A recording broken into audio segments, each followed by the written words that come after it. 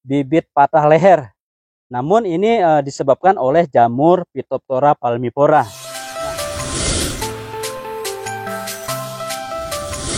Assalamualaikum warahmatullahi wabarakatuh. Halo Sobat Tani. Sekarang ini saya sedang berada di salah satu pembibitan kakao yang ada di Kabupaten Lampung Timur. Kapasitas pembibitan yang ada sekarang ini itu kurang lebih di angka 50.000 bibit. Usia bibit sekarang kurang lebih di angka 2,5 sampai 3 bulan.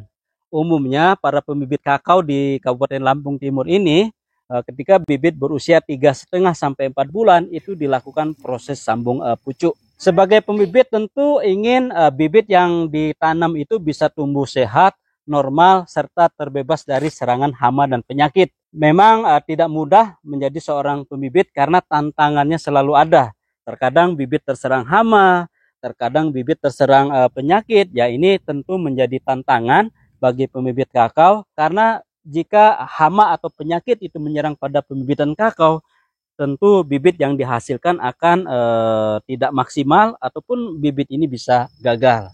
Salah satu penyakit yang sering menyerang pada pembibitan kakao yaitu jamur Phytophthora palmipora. Jamur ini hampir menyerang di fase pembibitan, bahkan sampai bibit itu ketika ditanam di kebun.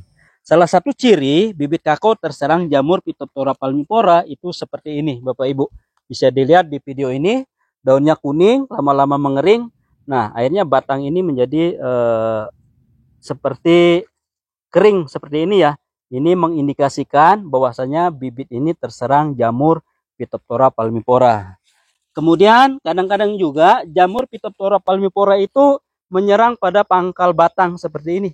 Kemudian daunnya menguning atau mengalami gejala nekrosis. Kemudian pada ujung daun itu daunnya layu ya. Kemudian kalau kita pegang pada bagian ujung ini lembek. Ini mengindikasikan bahwasanya bibit ini terserang jamur Phytophthora palmipora.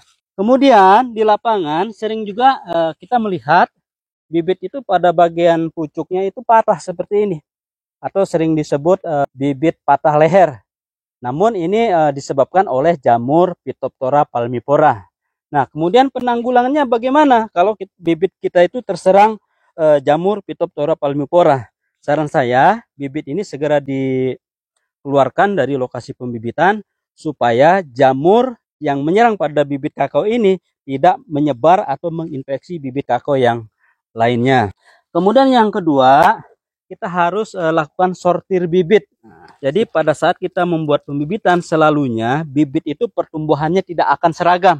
Kadang ada yang tumbuhnya tinggi, ada yang tumbuhnya pendek. Nah, bibit yang tumbuhnya pendek itu tidak terkena sinar matahari, biasanya di bagian bawah itu lembab ya, yang akhirnya ini bisa meningkatkan serangan jamur Phytophthora palmipora. Kemudian yang kedua, kadang-kadang pada saat turun hujan atau pada saat kita melakukan penyiraman bibit, itu kondisi di sekitar pembibitan itu menjadi lembab. Kalau lembab ini bisa meningkatkan serangan jamur Phytophthora palmipora. Jadi sebisa mungkin drainase yang ada pada pembibitan kakao itu bisa lancar sehingga tidak ada genangan pada lokasi pembibitan. Kemudian yang ketiga, kita bisa gunakan fungisida. Jadi fungisida ini kita semprotkan secara merata di bibit-bibit kakao. Itu dilakukan 3 sampai 4 kali aplikasi dalam 1 bulan. Namun yang terpenting pada saat kita menggunakan fungisida harus selalu di rolling bahan aktifnya.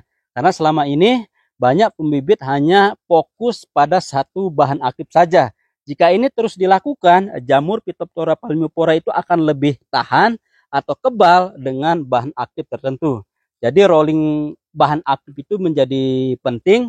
Ini bertujuan agar jamur Phytophthora palmipora itu tidak kebal dengan fungisida.